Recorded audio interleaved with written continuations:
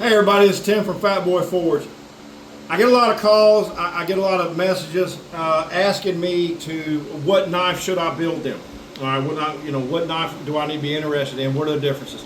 There is a ton of information. There's a ton of variables. And I can only say that if I did this 300 years, if I lived to be 300 years old, I wouldn't even touch half the variables that are in there. So what we got here is we're going to compare two similar knives. Both are outdoor knives. This is from 1095 steel, okay, with a patina on it, and I put some videos on there. And this is a 5160 knife that I forged from a leaf spring. Both are hand forged. Both are very similar, but there are some subtle differences. So let's go through it. This is my opinion. I'm not a chemist. I'm not a metallurgist. I'm not an engineer. I just make a bunch of knives when I'm sitting here doing nothing in the summertime sweating. It's the only way to get rid of the skeeters. So let's go with 5160 versus 1095. Today's chart day. Toughness. 5160 it's got chromium in it, and because it's come from leaf springs mainly, that's how we get it, that's how we forge it. I'm going to give, they're very similar. These differences are very minute, a very small check for toughness. Now, I realize that the Camillus and a lot of the military survival knives come from 1095. Yeah, okay. They're just different, okay? They temper them differently, but I'm just talking about if you compare apples to apples, okay? A slight difference in toughness goes to 5160. You can resharpen 5160 in the field with a rock. And 5160, I know for sure it will take a beat down because I beat down all my knives. Edge retention. Due to the difference in carbon, it's very minimal.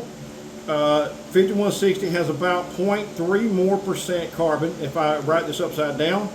And it will probably hold an edge better. That's a slight edge goes to, and we're talking about 0.3, very minute, it goes to 1095. Corrosion resistance. This one is a game changer. I want to show you an example of it. This is 1095. I put a patina on it. This is 5160. I put a patina on it. Why are the patinas different? Why do they look different?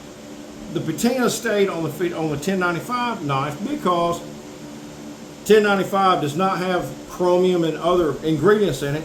So the 5160 is much more resistant. So I'm going to put a +1 and a check mark, like a smiley face. When you're dealing with 1095, you kind of have to not baby it, but weigh your odds or weigh your options. Looks. People say, oh, I want a smooth knife. Okay, so I can make this knife smooth and somewhat pretty. I try to do some high-end quality control. This one, since it's hand forged, I can make it smooth like the other one, but it takes hours. You're going to see slight deformations in it, hammer forge marks. Some people like it, brute to forge. It doesn't hurt anything. Now, looks is completely up to you. Whatever. I know that with 1095, I have to buy the steel. With 5160, I have to buy the steel, but at a very low cost. So it's you want to buy the steel or do you want to pay for the labor? Now, uses.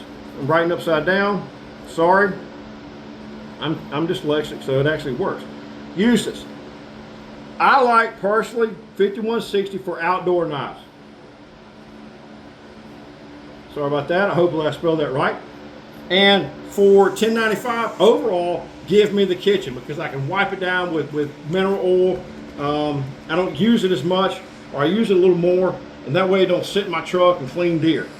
I just think that the biggest thing for outdoor knives is this right here where it has more corrosion resistance. Thank you very much.